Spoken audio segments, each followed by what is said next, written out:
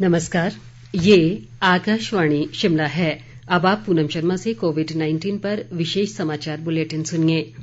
देश कोविड टीकाकरण अभियान के अंतर्गत 150 करोड़ टीके लगाने की दिशा में निरंतर आगे बढ़ रहा है।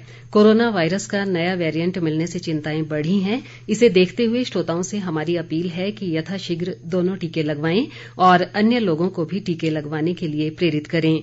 कृपया 3 सरल उपायों का पालन करें। मास्क लगाएं, 2 गज की सुरक्षित दूरी बनाए रखें, हाथ और चेहरा साफ रखें। कोविड से संबंधित किसी भी जानकारी और मार्गदर्शन के लिए राष्ट्रीय हेल्पलाइन नंबर 011-23978046 और 1075 पर संपर्क करें। प्रदेश में पिछले कुछ दिनों से कोरोना की स्थिति में लगातार सुधार जारी है और सक्रिय मामलों की संख्या में कमी आ रही है। राज्य में अब कोरोना के सक्रिय मामलों की संख्या 365 रह गई है। प्रदेश में आज अभी तक कोरोना के 8 नए मामले आए हैं, जबकि 47 लोगों ने इस महामारी से जंग जीती है। राज्य में अब तक 2,24,274 लोग उपचार के बाद ठीक हो गए हैं। प्रदेश में आज अभी तक कोरोना से एक व्यक्ति की मृत्यु हुई है, जिसे मिलाकर अब तक इस महामारी से मरने वालों की संख्या 3,855 हो गई है।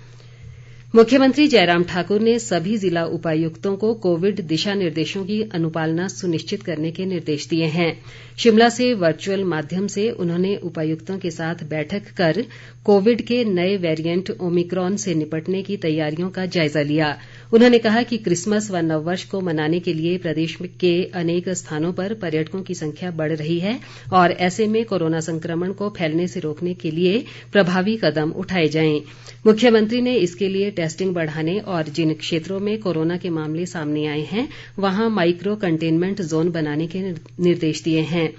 जयराम ठाकुर ने दूसरे राज्यों से आने वाले लोगों के लिए टीकाकरण शिविर आयोजित करने के लिए कहा, ताकि संक्रमण के प्रसार को रोका जा सके।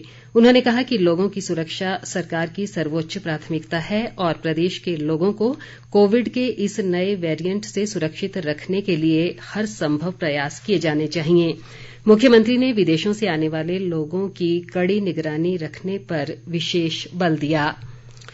केंद्र सरकार ने बताया है कि देश के 17 राज्यों और केंद्र शासित प्रदेशों में अभी तक कोविड के नए वेरिएंट ओमिक्रॉन के 358 रोगियों का पता चला है। नई दिल्ली में स्वास्थ्य सचिव राजेश भूषण ने कहा कि ओमिक्रॉन के कुल रोगियों में 114 स्वस्थ हो चुके हैं। उन्होंने बताया कि ओमिक्रॉन के 183 संक्रमितों का विश्लेषण करने पर पता चला है कि इनमें से 121 ने विदेश यात्रा की थी। विश्व स्वास्थ्य संगठन ने आगाह किया है कि ओमिक्रॉन डेल्टा वायरस की तुलना में अधिक तेजी से फैल रहा है। इसके रोगी 1.5 से 3 दिन में 2 गुना हो रहे हैं। उन्होंने कोविड उपयुक्त व्यवहार के साथ सतर्क रहने की आवश्यकता पर बल दिया। विश्व भर में 108 देशों में ओमिक्रॉन के रोगियों की कुल संख्या 1,51,000 से अधिक हो गई है। स्वास्थ्य सचिव ने कहा कि देश में प्रतिदिन 18,800 मीट्रिक टन ऑक्सीजन उपलब्ध है। उन्होंने बताया कि आपात कोविड उपाय पैकेज 2 23,123 करोड़ रुपए की लागत से लागू किया जा रहा है। इसमें से आधी राशि राज्यों को दी जा चुकी है। उन्होंने ये भी बताया कि विभिन्न राज्य इस निधि से 96,900 से अधिक ऑक्सीजन युक्त बिस्तरों सहित अन्य व्यवस्थाएं कर रहे हैं। देश में कोविड-19 से स्वस्थ होने की दर बढ़कर 98.40% हो गई है।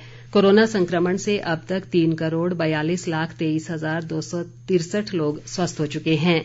बीते 24 घंटों के दौरान देश में 7,200 संक्रमितों ने कोरोना से जंग जीती।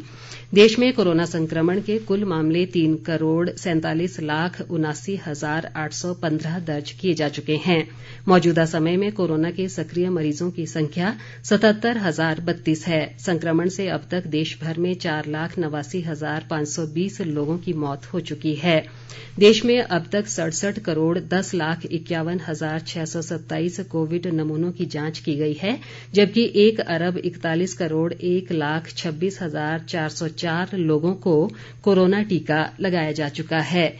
इसी के साथ ये विशेष समाचार बुलेटिन समाप्त हुआ। नमस्कार।